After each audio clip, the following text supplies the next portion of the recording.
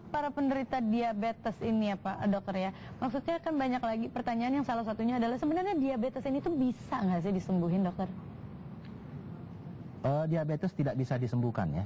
Pada prinsipnya itu pankreas yang menghasilkan insulin itu sampai saat ini belum bisa dibagusin lagi. Jadi istilahnya kayak mobil itu kalau dia sudah diabetes yang gagal itu sudah nggak bisa lagi, mesinnya nggak bisa dijalanin lagi.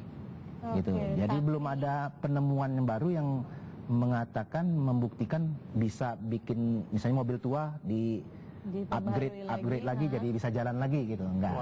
Tapi bisa disiasati gitu Dokter ya. Kalau dia belum rusak bener, nah itu masih bisa. Seperti bapak saya juga diabetes itu ya. Kalau dia nggak makan banyak, olahraga, dia nggak perlu obat. Nah, gulanya terkontrol. Tapi begitu dia kurang kontrol makan lagi, naik lagi gulanya. Jadi selalu diingetin terus. Berarti sebelum kita mengingatkan lagi untuk bagaimana cara berhidup berdampingan dengan diabetes, ini juga ada caller lagi dulu. Coba langsung aja dengan siapa? Halo? Halo, dengan Ibu Rini di Bogor. Oke, Bu Rini dengan pertanyaannya langsung, Bu. Iya, saya tinggi 150, berat 70. Dulu ibu saya menderita diabetes. Gitu, sudah meninggal ya, dia puluhan tahun dia menderita diabetes.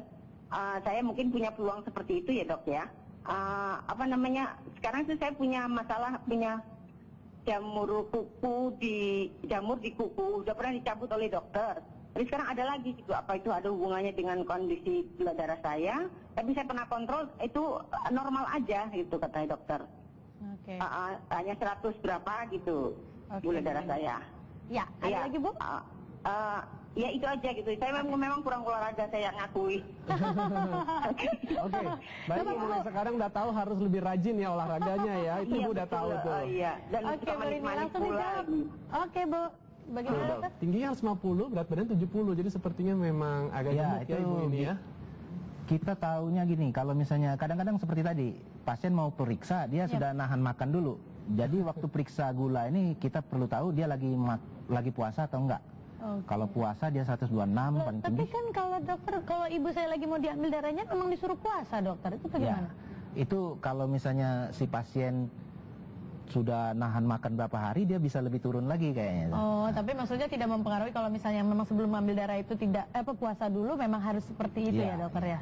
Tapi bisa juga kita temukan pada saat itu, misalnya pada saat itu dia agak tinggi ya. Pada saat ini kalau 140 sampai 200 belum diabetes tapi sudah dianggap calon diabetes gitu. Sampai 200 ya? Iya, 140 sampai 200 yang sewaktu ya. Yang normalnya berapa sih dokter? Di bawah yang normal sekali 140 ke bawah. Yang normal yang paling rendahnya? 60. Kalau di bawah 60 pingsan kita. Jadi 60 sampai 140. Ini tentunya menjadi informasi yang menarik yang harus kita jaga. Tapi sebelum kita akan lanjut ke pertanyaan selanjutnya ya Dok ya, ini ada juga sebuah liputan tentang berpuasa untuk para penderita diabetes. Ini dia. Diabetes termasuk penyakit yang mematikan selain dari penyakit jantung. Karena diabetes merupakan silent killer disease. Terkadang datang tanpa gejala spesifikasi, sehingga banyak sebagian orang yang tidak menyadari bahwa dirinya mengidap penyakit diabetes. Setiap tahun diperkirakan 3,2 juta orang meninggal dunia akibat diabetes. Beberapa di antara penderita diabetes diperbolehkan menjalankan ibadah puasa. Karena ternyata puasa adalah hal yang sangat baik bagi penderita diabetes.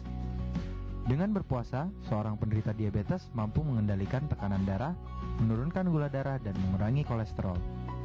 Tentu dengan pola puasa yang teratur dan sesuai anjuran dokter.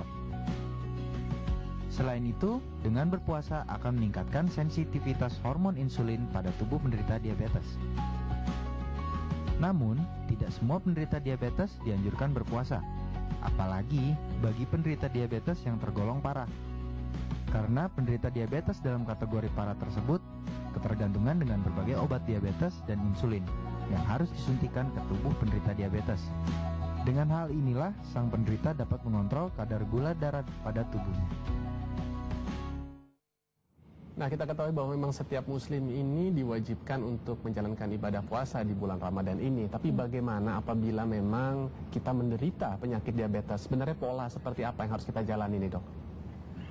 Yang pasti itu pola makan ya. Makannya itu harus tetap memperhatikan kebutuhan makanan tiap hari. Jadi misalnya 1.500 kalori itu harus tetap.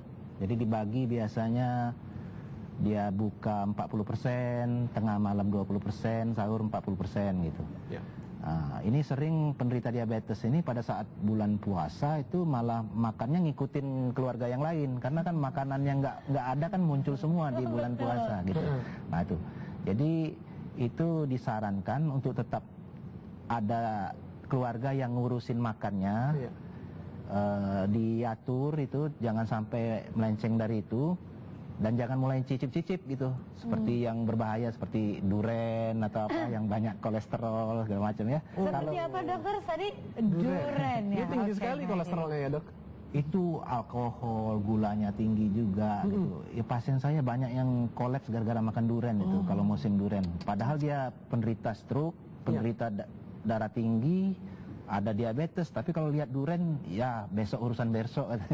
Kalau makan hari ini ya udah makan. Itulah juga masalah yang sedang saya hadapi bersama ibu saya. Mama sudah dibilangin sama dokter ya bahwa duren itu tidak boleh ya. Mama 1 biji pun juga nggak boleh kan dokter ya? Apa bagaimana? Apa memang cukup 1 biji kan nggak mungkin ya? Iya. Kalau sudah suka duren itu nggak mungkin lah nyicip ya. Iya betul. Berarti memang pada dasarnya memang harus diganti pola makannya ya dokter ya? Iya. Kalau sudah diabetes ya makanan tertentu harus dianggap musuh gitu. Iya. Dok, ini menarik sekali. Sorry sebentar kita potong nih ya, Dok ya, karena memang ada yang menelpon lagi. Baik, halo, selamat pagi. Halo. Iya, pagi. Iya, dengan siapa di mana, Bu? Dengan Ibu Afdon. Oh iya, di mana, Bu? Iya, di Cibubur. Silahkan langsung pertanyaannya. Iya. Saya mau nanya ini, dokter. Ya. Ini penyakitnya dengan Pak Sagala ini. Oh ya. Jadi suami saya ini bukan pola makanan aja yang jadi pemicu dengan olahraga, tapi dengan stres dia sering diabetesnya selalu tinggi. Bagaimana solusinya ini dokter? Apa yang langkah yang mau kita jalani untuk mengatasi stres yang pemicu untuk kenaikan diabetes ini, Pak? Oke, Ibu. Dengan itu aja ya pertanyaannya, Bu ya. Langsung kita jawab ya, Bu ya. Iya, dengan bagaimana cara saya? Ya. Oke. Terima kasih, Bu, pertanyaannya. Ya, makasih. Stres bisa menyebabkan tingginya gula darah gitu, seperti itu. Iya, kalau stres itu efeknya ke hormon ya. Hormon glukagon itu meningkat kalau stres dia. Jadi gula banyak diproduksi oleh tubuh, jadi makan pun sedikit, gula di hati dipecah, glikogen di hati menjadi gula, akan jadi tinggi sekali. Iya, jadi tinggi. Jadi stres bisa mempengaruhi. Ya cara mengatasinya ya kalau stres itu ujung-ujungnya ke ini ya, ke spiritual ya. Kalau misalnya memperkuat ibadah gitu dengan keluarga. Kadang-kadang orang-orang tua ini kan nggak ada kawan ngomong gitu. Iya betul. Jadi di rumah dia anaknya sibuk sendiri, kerja sini, kalau ketemu gimana nak?